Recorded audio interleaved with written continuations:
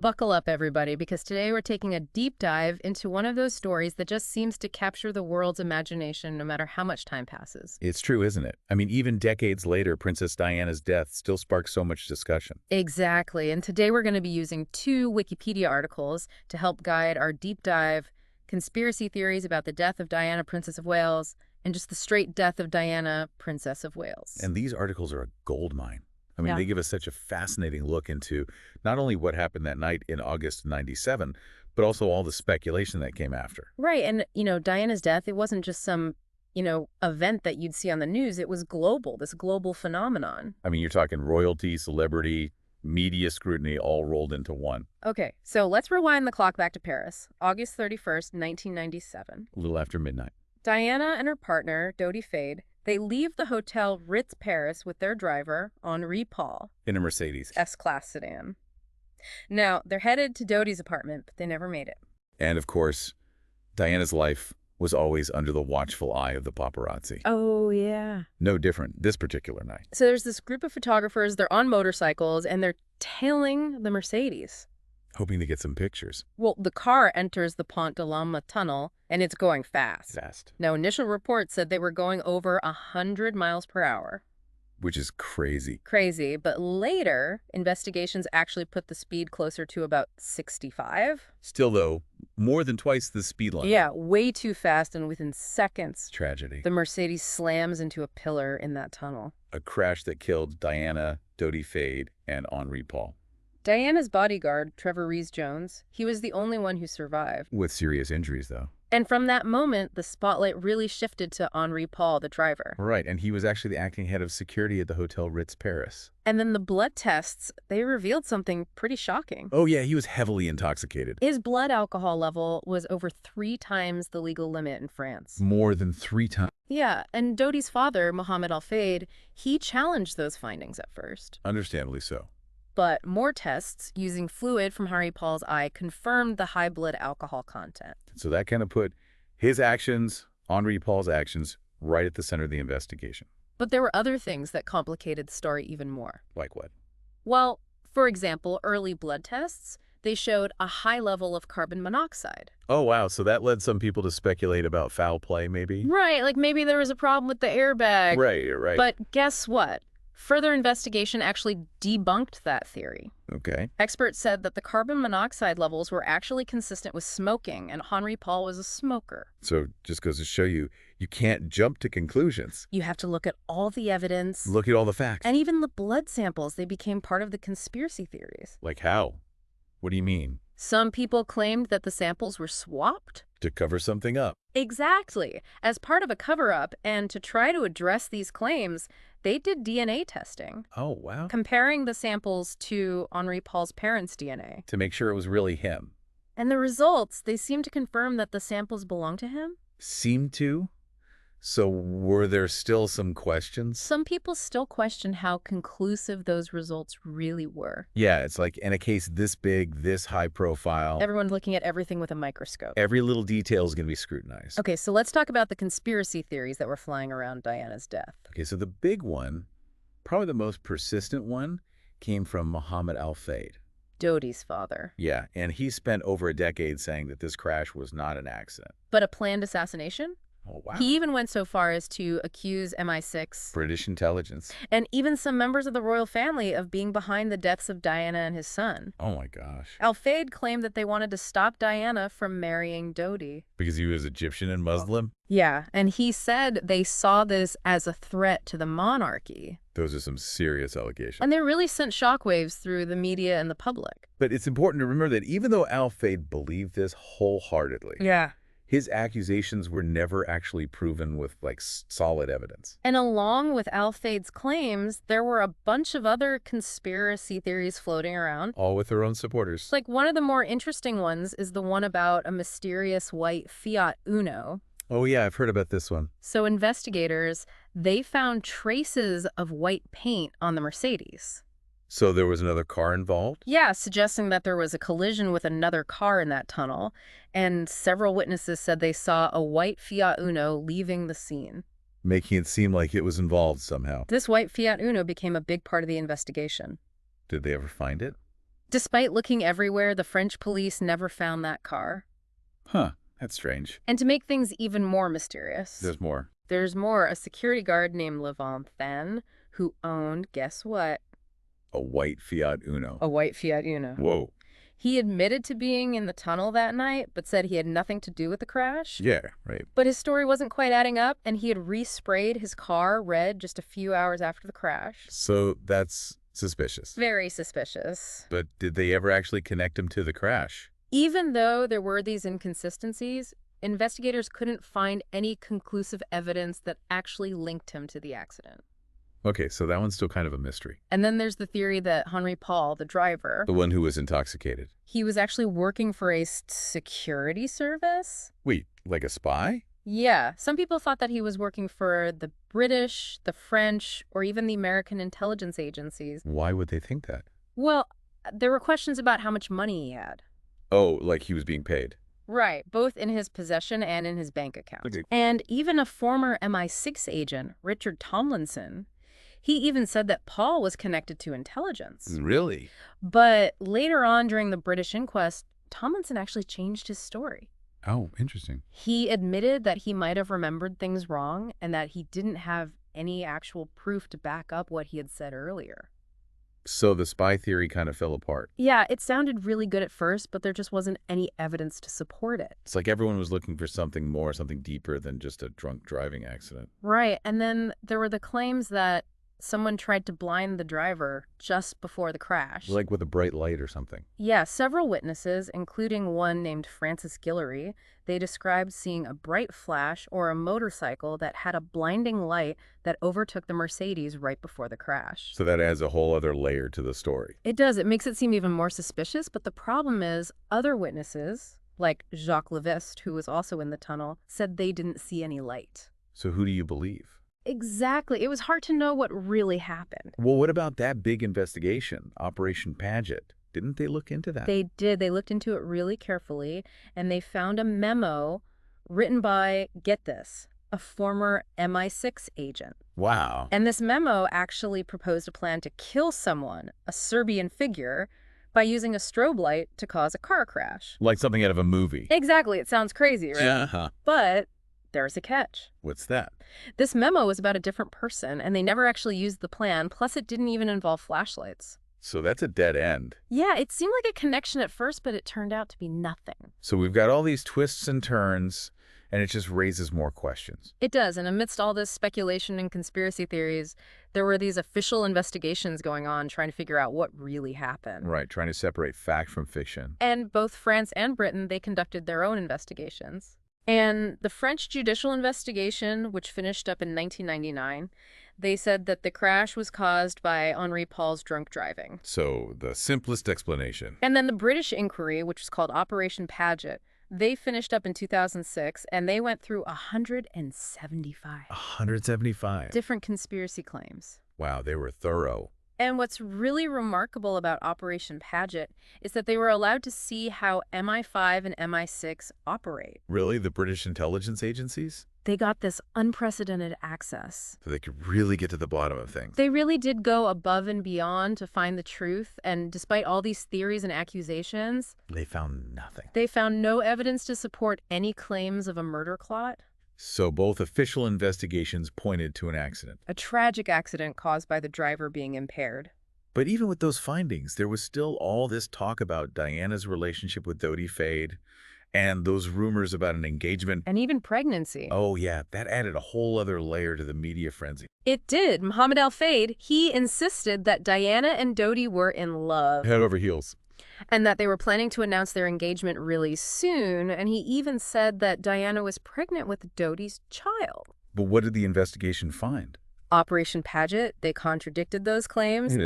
They said there was no evidence of any engagement plans, and there was this whole story about a ring A ring. that Dodi supposedly bought for Diana. Al-Fayed said they picked it out together in Monte Carlo, but security footage from that jewelry store, Totally different story. it showed Dodi leaving with just a catalog, not a ring. And the ring itself, it was actually bought by Mohammed Al-Fayed after the crash. After the crash. And as for the pregnancy rumors, What about those? they did a post-mortem exam on Diana, and it showed no signs of pregnancy. So those rumors were put to rest. And what's really interesting is that even John McNamara, Who's that? a former Scotland Yard detective who led Al Fayed's own private investigation into the crash. So Al Fayed had his own investigation going on. He did for 5 years. Wow. And even this detective, John McNamara, he said he couldn't find any evidence to support the conspiracy claims, the engagement, or the pregnancy. So it was really just Al Fayed saying these things. It seems like it. Interesting. Now let's zoom in on the investigation into the crash itself. Okay. The French authorities, they were really thorough. Trying to find every piece of the puzzle. They really were. They wanted to find any video or photographic evidence of the Mercedes along the whole route it took that night. That's a big task. It was. They had a team led by Lieutenant Eric Gigoux. They retraced the route. They did multiple times, and they found 10 spots with CCTV cameras. So there was some hope.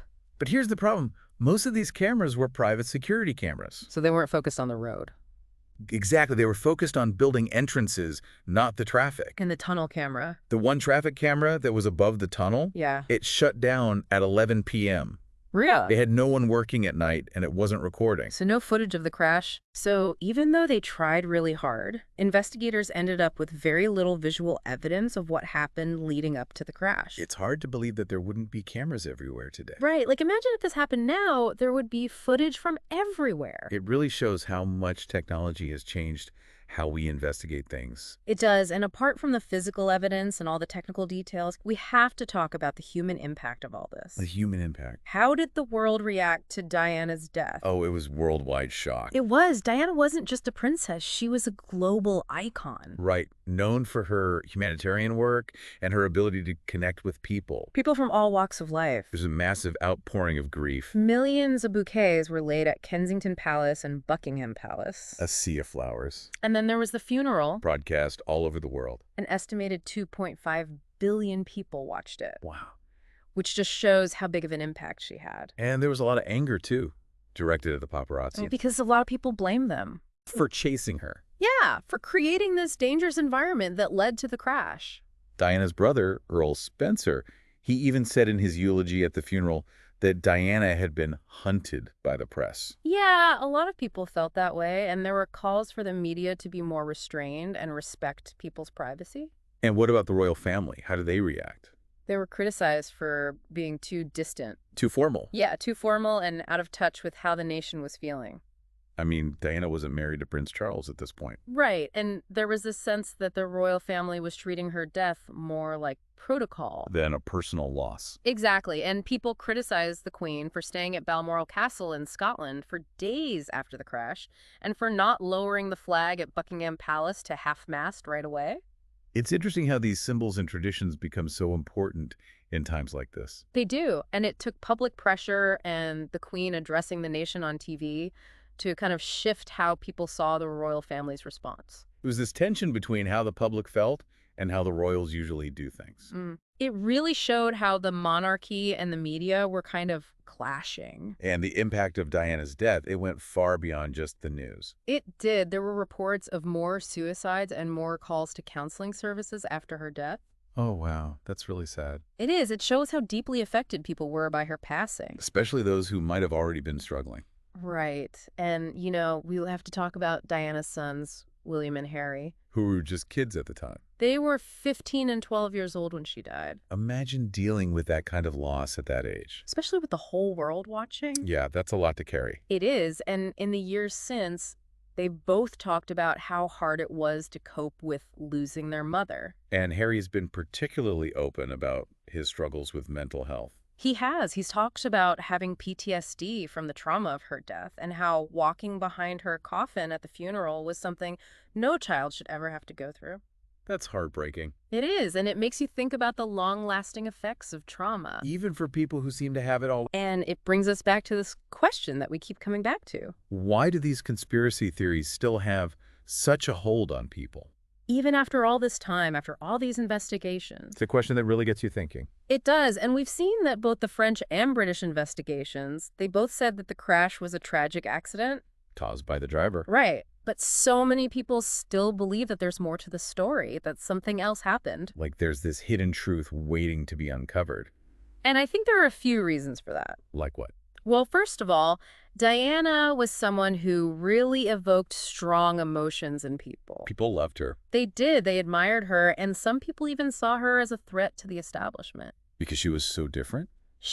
Her life was full of drama and intrigue, and her death, it happened so suddenly, so shockingly. It's like it didn't seem real. It's like people couldn't believe that the people's princess could die in such a normal, almost random way. Yeah, and when the official explanation doesn't feel right? People start looking for other answers. Answers that make more sense to them. Exactly, and that's where conspiracy theories come in.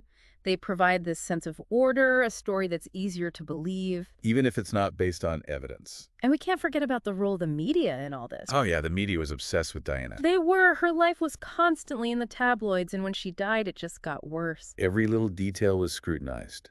Every rumor blown out of proportion. And sometimes the media, especially when they're competing with each other, they can really shape how the public sees things. Sometimes at the expense of the truth.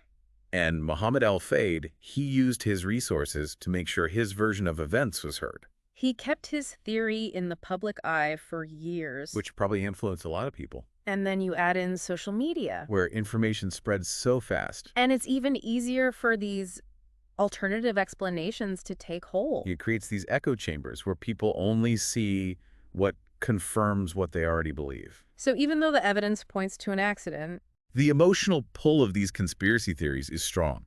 It really is. It shows how much people want to believe that there's more to the story. Especially when it involves someone as iconic as Diana. Exactly. Now, you mentioned earlier that there was a separate inquiry in Britain, right? Yes. In addition to the French investigation, both countries held inquests. Inquests. To examine the circumstances surrounding the crash, and the British one, which ran from 2007 to 2008, it was huge. Like how big? It involved a jury, over 250 witnesses, and they looked at so many different issues. What sorts of things? Well, they dug into the driver's impairment, what the paparazzi were doing, whether other vehicles were involved, the design of the tunnel, even the rumors about that bright light. They really covered everything. They really tried to understand everything that happened that night, and this inquest actually brought some things to light that weren't widely known. Oh. Like what? Well, for example, there was testimony about Diana's last words. Wow. And the efforts to save her life after the crash. In those chaotic moments. Medical professionals who were there, they described how badly she was injured and all that they did to try to revive her. That must have been hard to hear. It was. It really brought home the tragedy of what happened. Did they talk about why they took her to Pierre-Salpêtrière Hospital? They did. It was farther away than some other hospitals, and some people wondered if that choice, which they made in the heat of the moment, might have contributed to her death. Right, because it took longer to get there. Exactly. But the medical experts who testified, they said that Pierre-Salpêtrière was actually the best equipped hospital for her injuries. So they made the best choice they could in that situation. They said that even if she had gotten to a closer hospital faster, her chances of survival were slim. Because of how severe her injuries were. And the inquest also addressed the rumors about the engagement and the pregnancy. To try to put those to rest once and for all. And the evidence was clear. There were no engagement plans, and the post-mortem exam confirmed that she wasn't pregnant. So those rumors were finally debunked. But even with all that evidence, the conspiracy theories just kept popping up. It's like people were determined to believe something else happened. And just when it seemed like the case was closed, something new came up. Oh, what was that? In 2013, a letter appeared. From whom? It was from a former SAS soldier. SAS, what's that? It stands for British Special Air Service, basically. They're special forces. Oh, wow. And the soldier, they called him Soldier N, he was in jail for having illegal firearms. And in this letter, he bragged that the SAS was responsible for Diana's death. Oh, my God. It was like a bombshell. Everyone was talking about it. And of course, Scotland Yard was under a lot of pressure to look into it again. So they reopened the case. Well, they said they were reviewing the new information. And they talked to Soldier N. They couldn't. He was in jail, but they interviewed his wife and her parents. And what did they say? They actually backed up his claims. So it seemed like there might be something to it. It did, but in the end, Scotland Yard said there wasn't any credible evidence to support the SAS allegations. Another dead end. And they decided not to reopen the investigation. A lot of people were probably disappointed. They were, but it just goes to show how these conspiracy theories can stick around. Even years later. They tap into this human need to find meaning in tragedy. To believe there's something more going on. Especially when it involves someone like Diana, who was so loved and admired. So what was the official verdict on Diana's death? I mean, after all the investigations and everything? Well, the British inquest, which really went into detail about the evidence, they ruled her death an unlawful killing. Unlawful killing. But hasn't this whole time it's been an accident? It has, but in this legal context, unlawful killing doesn't necessarily mean murder. Oh. It's a broader term. So it doesn't mean someone was convicted of a crime. Right. It's more about who's responsible. So who did they say was responsible? The jury decided that the crash was caused by the negligence of two parties. Two parties who? Henri Paul, the driver, and the paparazzi. So both of them were to blame for creating this dangerous situation. That's right. They acknowledged that Henri Paul's drunk driving was a major factor, but they also said that the paparazzi being reckless and chasing the Mercedes contributed to the accident. So it wasn't just the driver's fault. Exactly. The verdict recognized that the paparazzi played a part in what happened. And that verdict really put a spotlight on how dangerous some paparazzi can be. And it led to calls for stricter rules about how the media can operate. To try to prevent something like this from happening again. And it also shifted some of the blame away from Henri Paul. Because he wasn't the only one who was being reckless. Right. He was under pressure from those photographers chasing him. It's like a reflection of how society was changing, how we view celebrity and privacy. It made people think about whether even public figures deserve protection from harassment. And whether the media needs to be held accountable for their actions. And it's a discussion that's still going on today, especially with social media and how easy it is for information to spread. It's a whole new world out there. It is.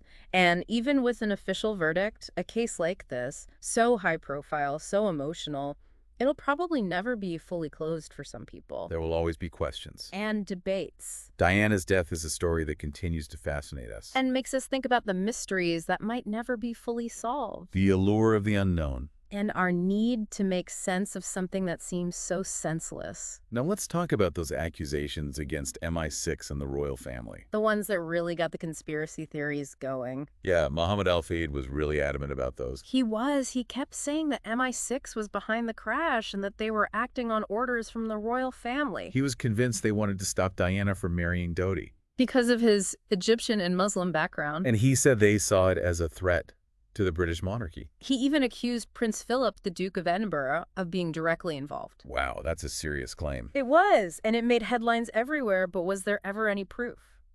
That's the big question. And the answer is no. Even though Al-Fayed was so sure, and even though they did these big investigations, they couldn't find any real evidence to support his claims. So both the French and the British investigations looked into this. They did. Operation Paget even interviewed Prince Charles. Wow. Really? He denied knowing anything about a plot to kill Diana, and they looked at witness statements, forensic evidence, even MI6's internal documents. And they found nothing. Nothing to suggest that the crash was anything other than an accident. It's important to remember that these accusations, they weren't just hurtful to the royal family. They also could have damaged people's trust in the intelligence services. Right, which is why the investigators had to be so thorough. They had to show everyone that they were looking at every possibility, no matter how far-fetched it might seem. So even though these theories might sound interesting and get people talking, the evidence just doesn't support them. But it's interesting how these accusations persisted even when the evidence contradicted them. It says something about how we believe things, how we want to make sense of the world. Sometimes we want to believe something so badly that we ignore the facts. And that's something to be mindful of, especially today with so much information out there. Where it's hard to know what's true and what's not. Exactly. You know, it's amazing how one event can have so many different interpretations and spark such strong feelings even after all these years. It really speaks to Diana's lasting impact on the world and the mystery surrounding her death. And while we've been talking about conspiracy theories and investigations, there's another piece of this story we haven't really explored. What's that? The media, their relentless pursuit of Diana. Oh yeah, that's a big part of this whole thing, isn't it? Not just after her death, but throughout her life. Diana was constantly in the spotlight, hounded by paparazzi, scrutinized by the tabloids. It was relentless. It was a different time back then, wasn't it? I mean, before everyone had a camera in their pocket. It was, but imagine being someone like Diana, a global icon, Every move you make is followed, photographed, your whole life dissected in the headlines. I mean, can you imagine the toll that takes on a person? The lack of privacy, the constant attention. She was a human being trying to live her life with all its challenges and pressures. And it's kind of ironic, isn't it? The people who are making money off Diana's image, the ones who built their careers on capturing these moments. They were also contributing to her distress and ultimately played a role in the circumstances of her death. Yeah, that inquest, by blaming both the driver and the paparazzi, it really acknowledged that what the media does has consequences. It made people start questioning the whole paparazzi culture, the ethics of it all. The limits of privacy, the price of fame. It was like a wake-up call for everyone, how we treat public figures, the boundaries we cross for a story.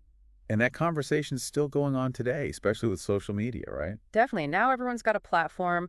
The lines between public and private are even blurrier. Makes you think about what that constant scrutiny does to people. It does. And speaking of pressure, wasn't there a lot of internal debate within the royal family about Diana's funeral? Oh, yeah. There were so many things to consider. Protocol, public sentiment, personal grief. And of course, there was that question about Diana's HRH style. Which she lost after her divorce from Prince Charles. Right. Should it be restored posthumously? It was a big deal. It would change how she was remembered, how her sons, William and Harry, would be seen within the family. Exactly. And in the end, Diana's family decided against restoring her HRH style, saying it would have gone against her wishes. They felt she'd moved on from those formalities, embraced a life outside those strict royal traditions. There was also disagreement about the scale of the funeral. Some wanted something private, right? Yeah, worried about the chaos, the media attention, the impact on Diana's young sons. But Prince Charles, he wanted a public funeral. She felt the nation, the world, needed to mourn her loss. He understood the impact Diana had on so many people. So it was a tough decision, balancing respect for Diana's memory with all the practical considerations. And in the end, public pressure and Prince Charles's insistence won out. A grand funeral at Westminster Abbey. Fit for a princess, with millions lining the streets of London to say goodbye. It was a powerful display of grief. It was a sea of flowers, tears. It showed the incredible connection Diana had with people from all walks of life. And the Queen addressing the nation on TV before the funeral. That was a big deal. It was. It showed a willingness to adapt, to acknowledge the depth of the public's feelings. It really bridged the gap between the monarchy and the people. It humanized the royal family in a way. And Diana's death, in a way, it forced the royal family to be more transparent, more emotionally connected with their subjects. And her impact went beyond the royal family, didn't it? I mean, Diana was so involved in charity work. She wasn't just a glamorous figurehead. She was really dedicated to these causes, using her position to make a difference. She was a passionate advocate, wasn't she? She was. From HIV/AIDS and leprosy to homelessness and banning landmines, her work was groundbreaking. Challenging stigmas, raising awareness. And she wasn't afraid to get involved, connect with people on a human level, no matter who they were. Her empathy was real. It was, and she inspired so many people to do the same. And that legacy continues today, right? It does. The Diana, Princess of Wales Memorial Fund, it was set up after her death. And it's raised millions for different charities. Carrying on her mission? Focusing on the things she cared about. Supporting young people, palliative care, humanitarian aid. It shows how much of an impact she had. And her sons, William and Harry, they were so young when she died. It's hard to imagine losing your mother at that age. Especially with the whole world watching. The pressure, the grief. And both of them have spoken about how difficult it was to cope with her loss, the impact it had on their lives. Harry's been very open about his mental health struggles. He has, talking about the trauma, the difficulty processing his grief. He's talked about breaking the stigma around mental health. Encouraging people to talk about these issues. It shows that even those who seem to have it all aren't immune to loss and mental health challenges. And it reminds us that grief doesn't have a timeline. Trauma can stick with you for years. Diana's sons, they show us that. They do, and as we think about Diana's death and everything that came after... It's a story with many layers. It is a story about tragedy, loss, and the power of human connection. About fame, the media, the balance between public and private life. About a princess who broke the mold, who used her platform to do good in the world. And whose legacy lives on. And maybe, at its core, it's a story that reminds us of our shared humanity, how fragile life is. Our need to find meaning when we face loss. Exactly. And as we continue to explore this investigation, the theories surrounding Diana's death. We need to be sensitive, Respectful. and committed to finding the truth amidst all the speculation. It really is remarkable how Diana's story still captivates people around the world all these years later. It's true. It's both deeply personal and universally relatable, isn't it? Yeah. You've got themes of love, loss, fame, the whole search for meaning thing. As we wrap up our deep dive here, let's zoom in on some of the things that have really shaped how we see Diana's death. Okay, sounds good. We've covered the media's obsession with Diana, the conspiracy theories, and the official investigations. And how her death affected her sons, the royal family, and the world. Right, but there's still so much to consider. Oh yeah, definitely. One thing that keeps coming back to me is those conspiracy theories. Why are they still so strong? Even with all the evidence pointing to an accident. Exactly, it's like they refuse to go away. I think it has something to do with Diana herself. You know, she was such a unique person, a princess who broke the mold. She challenged expectations, didn't she? She did. She was a symbol of tradition, but also this force for change. The people's princess. That's it. She connected with people on a human level. It didn't matter who you were. And her death, it was so sudden, so shocking. For a lot of people, it just didn't seem possible. Yeah, it's like a fairy tale gone wrong. And when something that awful happens, our minds try to make sense of it. We look for explanations. We search for patterns, narratives that can help us understand these random events. And conspiracy theories offer that sense of order. They give us a way to make sense of tragedy, to believe that there's a reason, a purpose behind it all. Right, even if that reason isn't supported by facts. And in Diana's case, those theories were helped along by several things. Like what? Well, the media attention was constant throughout her life. The circumstances surrounding her death were so dramatic. And there were a lot of unanswered questions in the beginning. All of that created the perfect environment for these theories to take root. And let's not forget the people who were actively pushing these theories, often for their own gain. Right, like Mohammed Al-Fayed.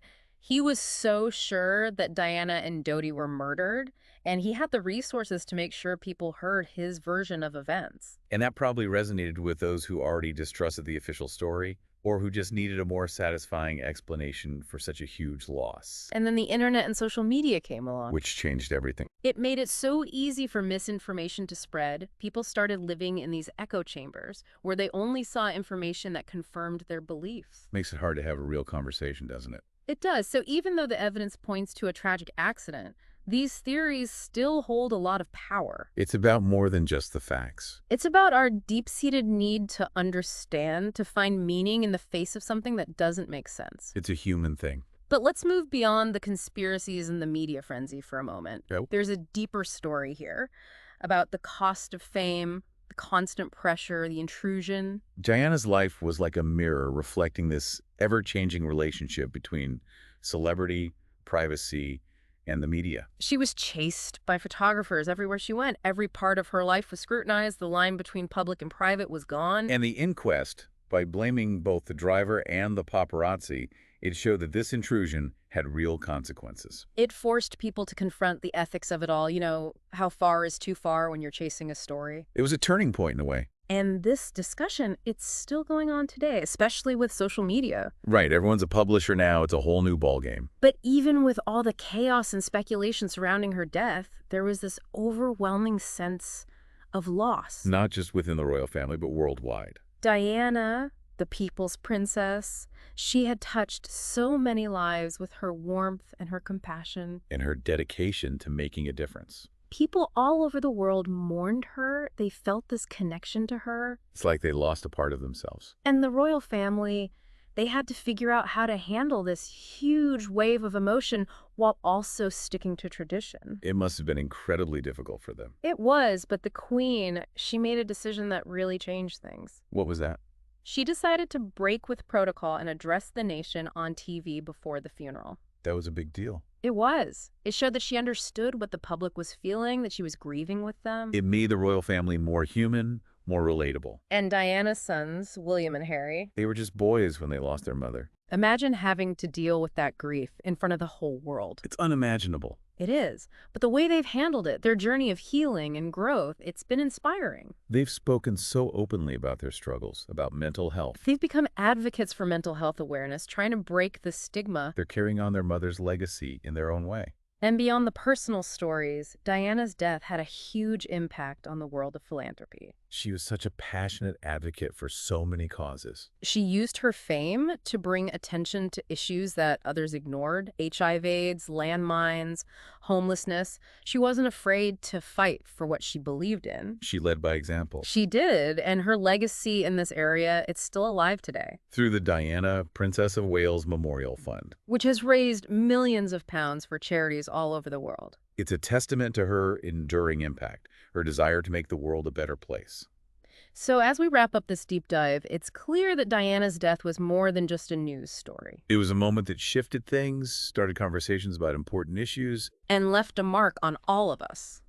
Her story still fascinates us because it's about those universal things we all experience: love, loss, the struggles of fame, the search for meaning. And maybe by exploring this story, by looking at the evidence and the emotions, we learn more about ourselves. Our own relationship with celebrity culture, and the power of the human spirit. So we encourage you to keep exploring, to keep asking questions. There's always more to discover about this amazing woman and her legacy. Thank you for joining us on this journey. We'll see you next time for another deep dive.